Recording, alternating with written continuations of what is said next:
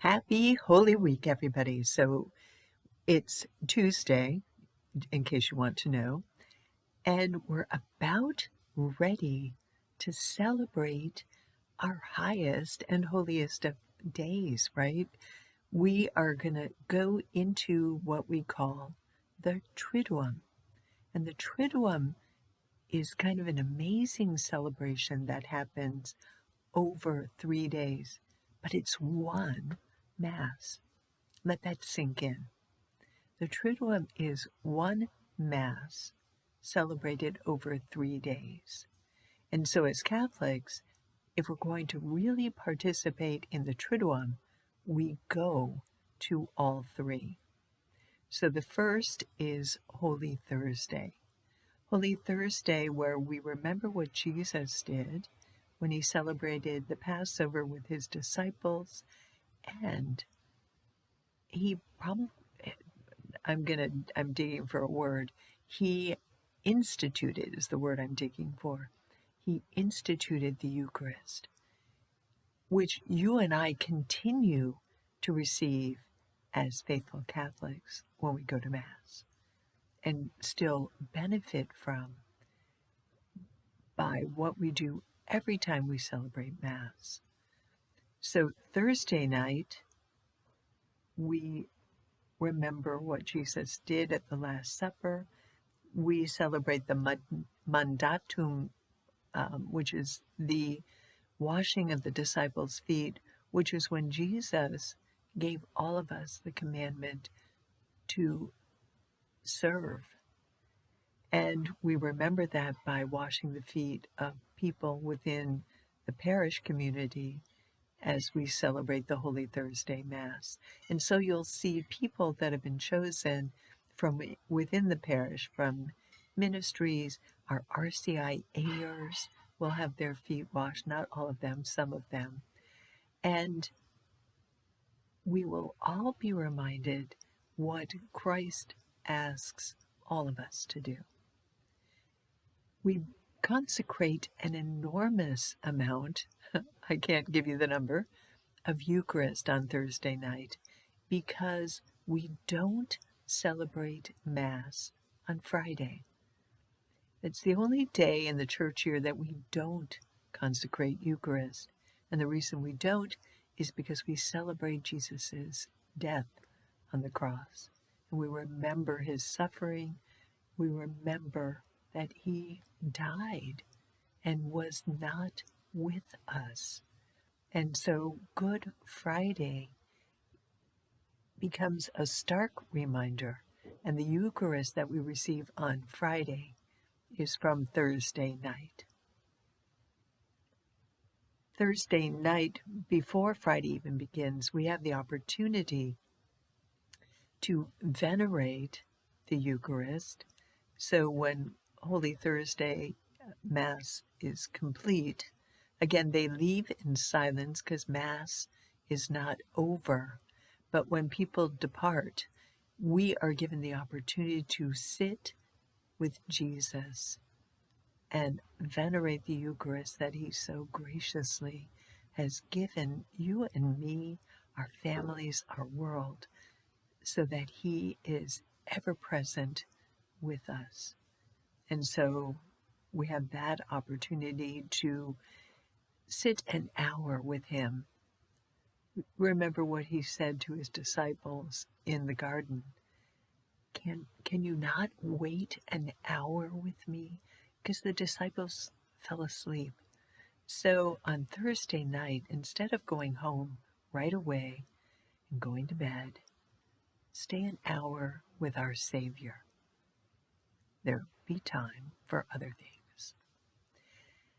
So Good Friday, we know what it is. We venerate the cross which has become our salvation, the source of it. Actually, the source is Jesus and his suffering and death. But that cross becomes a reminder of what brought us the salvation that we now, as believers and followers of Jesus Christ, hold on to. And so Good Friday, we venerate the cross. For anybody who wants to celebrate the Stations of the Cross, before Mass that evening, we have that in the church, I believe 2 o'clock. But check your bulletin. And like I said, Good Friday is a day of fast and abstinence, so we live simply because of what we're remembering and celebrating. Celebrating sounds like an odd word, and yet we do celebrate it. We suffer as we celebrate it when we really think about what Christ has done for us. And then Saturday begins in an odd silence. There's a beautiful reading in the Office of Readings that the church reads every year. I don't know if I'll be able to find it because I didn't think about it when I started this. But Saturday morning is oddly silent. No Mass anywhere in the world because we're waiting. Our King has fallen asleep. And so we wait in that silence. We continue to not quite live Easter. So I don't know about you, but Saturday always seems silent. Let me remind you of this because I think a lot of us, anyway, have celebrated, keep using that word, have experienced the death of a loved one. So you know what that's like when somebody you love has died. The world goes on and our life doesn't. That is what Holy Saturday is, right? We're not ready to experience the resurrection. And so we're in a limbo of sorts.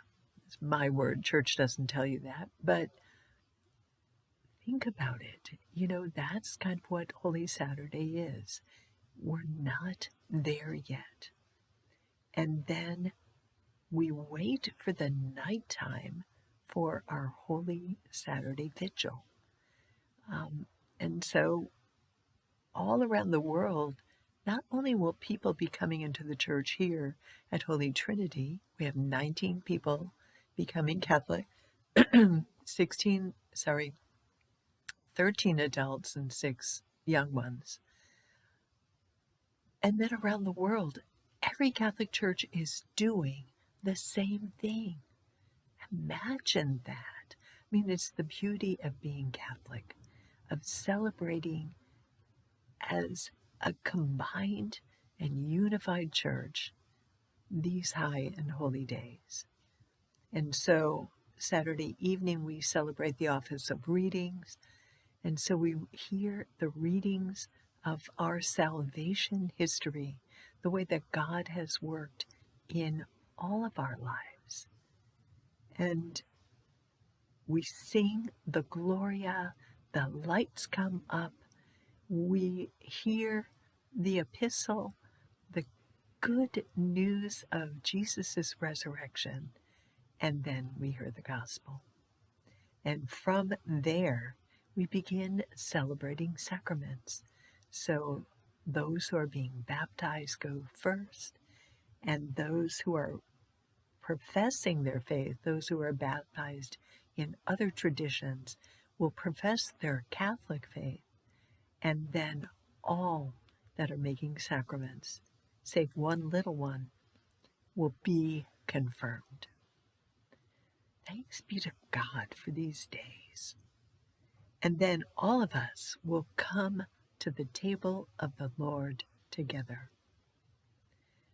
Part of what we do, besides celebrating new baptism, is we will be reminded of our own. We are baptized once, and it lasts forever.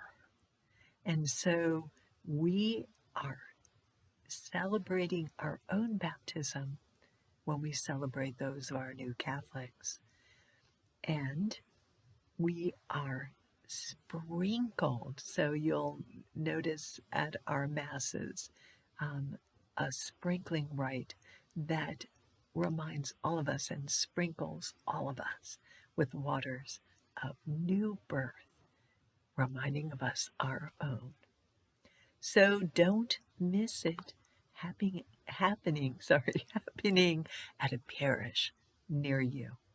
Happy Holy Week.